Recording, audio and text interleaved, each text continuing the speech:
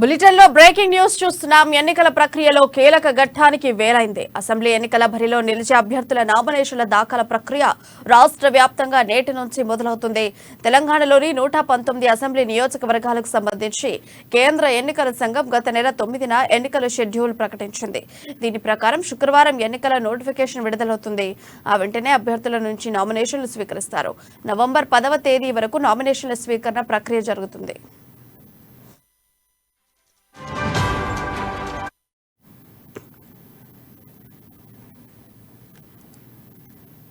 ఇక ఆయా నియోజకవర్గాల పరిధిలో ప్రతిరోజు ఉదయం 11 గంటల నుంచి మధ్యాహ్నం 3 గంటల వరకు రిటర్నింగ్ అధికారులు నామినేషన్లు స్వీకరిస్తారు.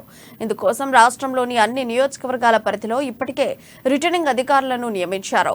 సెలవు రోజులు మినహా అన్ని పని దినాల్లో అభ్యర్థులు తమ నామినేషన్లు సమర్పించవచ్చు.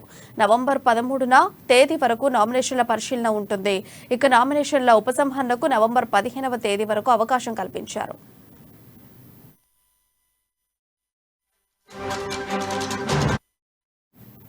అయితే అభ్యర్థులు ఈసీఐ సువిధ పోర్టల్ ద్వారా ఆన్లైన్లో నామినేషన్లు వేసినప్పటికీ వాటికి సంబంధించిన హార్డ్ కాపీని ఈసీఐకి సమర్పించాల్సి ఉంటుంది. ప్రతిరోజు మధ్యాహ్నం 3 గంటల తర్వాత అభ్యర్థులు దాఖలు చేసిన నామినేషన్ల జాబితాను ఎన్నికల విభాగం ప్రకటిస్తుంది. అభ్యర్థులు దాఖలు చేసిన అఫిడవిట్లను 24 గంటల్లోపు ఈసీఐ వెబ్సైట్లో అప్లోడ్ చేస్తారు. నామినేషన్ దాఖలు సందర్భంగా అభ్యర్థులు ఎన్నికల సంఘ నిబంధనలను ఖచ్చితంగా పాటించాలి.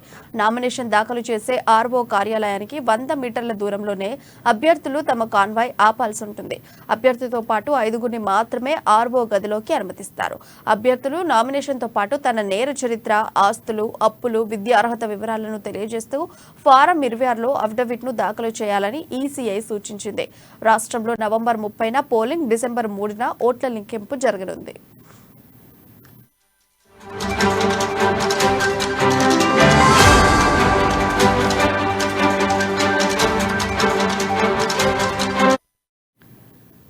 ఎన్నికల ప్రక్రియలో కీలక ఘట్టానికి వేలైంది. అసెంబ్లీ ఎన్నికల బరిలో నిలిచే అభ్యర్థుల నామినేషన్ల దాఖల ప్రక్రియ రాష్ట్ర వ్యాప్తంగా నేటి నుంచి మొదలవుతుంది.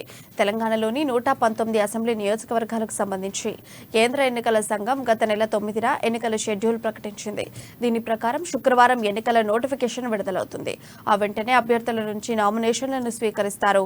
నవంబర్ 10వ తేదీ వరకు నామినేషన్ల స్వీకరణ ప్రక్రియ జరుగుతుంది. ఇక ఇదే అంశంపై మరింత సమాచారం మా ప్రతినిధి రాజు అందిస్తారు. రాజు, చెప్పండి. Good morning Priya. ఈ ఉదయం 11 గంటలకు రాష్ట్ర అసెంబ్లీకి సంబంధించినటువంటి ఎన్నికల నోటిఫికేషన్ విడుదల కానుంది. ఈ రోజు నుండే ఏదైతే అభ్యర్థుల నుంచి నామినేషన్లు కూడా రిటర్నింగ్ అధికారి వద్ద దాఖలు చేయడానికి కూడా అవకాశం కూడా ఈ రోజు నుంచి ఇవ్వడం జరిగింది. అయితే నామినేషన్లు ఉదయం 11 గంటల నుంచి మధ్యాహ్నం 3 గంటల సమయం వరకు టైం కూడా ఎలక్షన్ కమిషన్ కేటాయించడం జరిగింది.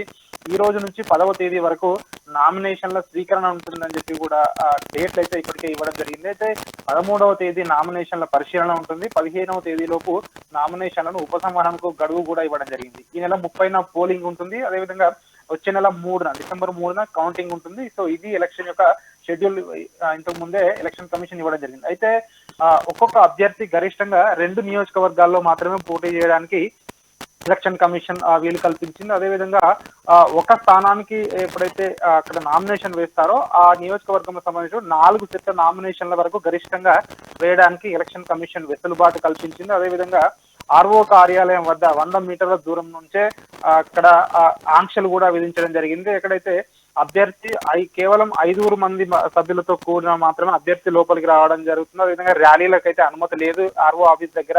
అదేవిధంగా ఆయన కాన్వాయ్ తో పాటు మొత్తం 3 వెహికల్స్ మాత్రమే ఆర్ఓ ఆఫీస్ వద్దకు అనుమతిస్తారని చెప్పి కూడా ఇప్పటికే ఎలక్షన్ కమిషన్ నుంచి సమాచారం అంతా ఉంది. అదేవిధంగా ఎవరైతే అభ్యర్థులు ఉన్నారో వాళ్ళు ఈసారి ఆన్లైన్ లో కూడా నామినేషన్ వేయడానికి ఎలక్షన్ కమిషన్ అవకాశం కల్పించడం జరిగింది. సువిధా పోర్టల్ ద్వారా ఆన్లైన్ లో కూడా నామినేషన్ దాఖలు చేయవచ్చు. నామినేషన్ దాఖలు చేసిన తర్వాత నిర్దిష్ట గడువు లోపల వాళ్ళు ఆ ఫిజికల్ కాపీస్ అన్నింటినీ ప్రింట్అవుట్ తీసి వాటిని మళ్ళీ ఆఫీస్ లో సబ్మిట్ చేయవలసి ఉంటుంది. ఇతర దేశాల్లో ఉన్న ఎవరైతే వ్యక్తులు కూడా పోటీ చేయాలనుకునే వాళ్ళు కూడా ఆన్లైన్ లో కూడా దరఖాస్తు చేయొచ్చు అని చెప్పి కూడా ఎలక్షన్ కమిషన్ ఇప్పటికే చెప్పడం జరిగింది. వాళ్ళు అక్కడ ఆయా దేశాల్లో ఉన్నటువంటి రాయబార కార్యాలయాల్లో ఫిజికల్ ప్రింట్అవుట్స్ ఏవైతే ఉంటాయో ఆ దరఖాస్తు ఫామ్స్ ను అక్కడ సబ్మిట్ చేయవలసి ఉంటుందని చెప్పేసి ఎన్నికల కమిషన్ సభ్యులు చెప్తా ఉన్నారు. ఇంకో గంట సేపట్లో 11 గంటలకి ఈ యొక్క ఎలక్షన్ సంబంధించినటువంటి నామినేషన్ విడుదల కాను ఈ యొక్క నోటిఫికేషన్ విడుదల కానుంది. నోటిఫికేషన్ విడుదల కాగానే నామినేషన్ వేసే వాళ్ళు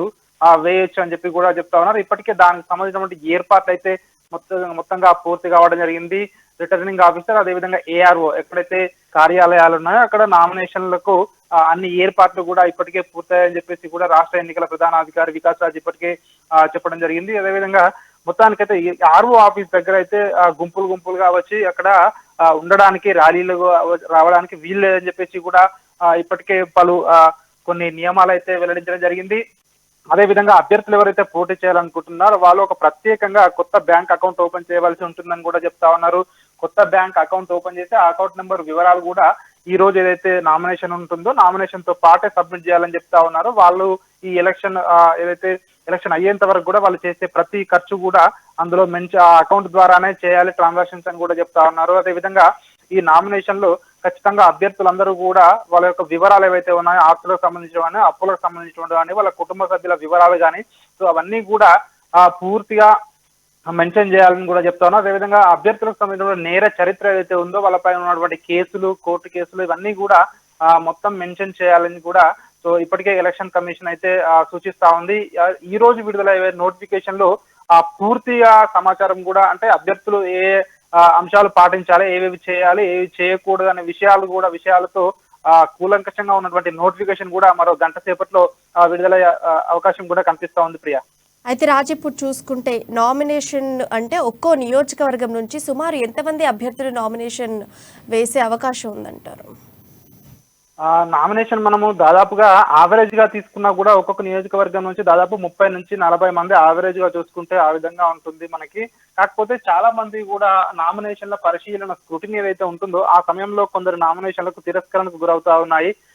అదేవిధంగా ఈసారి ఎక్కువ మొత్తంలోనే నామినేషన్లు ఉండే అవకాశం కూడా కనిపిస్తా ఉంది. ఎందుకంటే ఇప్పటికే కొంతమంది విద్యార్థులు కానీ అదేవిధంగా రైతులు కానీ ఇప్పటికే ప్రకటించడం జరిగింది. ఆయా నియోజకవర్గాల్లో ప్రభుత్వంపై వ్యతిరేకతంగా ఉన్న వాళ్ళు కావచ్చు, అదేవిధంగా వివిధ కారణాలతో ఆయా నియోజకవర్గాల్లో ఎవరైతే ఆ అభ్యర్థి మాకు అంటే పార్టీ మేము వద్దన్న అభ్యర్థికి టికెట్ ఇచ్చిందనే వాళ్ళు ఎవరైతే రెబల్స్ గా కూడా పోటీ చేసేవారు ఉంటారు. కాబట్టి సో ఇట్లా చూసుకున్నట్టయితే ఖచ్చితంగా నామినేషన్లు ఈసారి ఎక్కువగా ఉండే అవకాశమే మనకు కనిపిస్తా ఉంది. కొన్ని నియోజకవర్గాల్లో 100 దాటినా కొన్ని నియోజకవర్గాలు ఆశ్చర్యపోయేది సో లేదు అని చెప్పేసి కూడా ఇప్పటికే మనకైతే సమాచారం అంతా ఉంది. చూడాలి, ఎందుకంటే వారం రోజుల సమయం ఉంది కాబట్టి ఈ రోజు నుండి 10వ తారీఖు వరకు కూడా ఈ నామినేషన్లకు అవకాశం ఉంది కాబట్టి సో ఖచ్చితంగా ఈసారి అయితే ఎక్కువగా నామినేషన్లు అయితే దాఖలయ్యే అవకాశం అయితే మనకు స్పష్టంగా కనిపిస్తా ఉంది ప్రియా. రాజు, థ్యాంక్ యూ.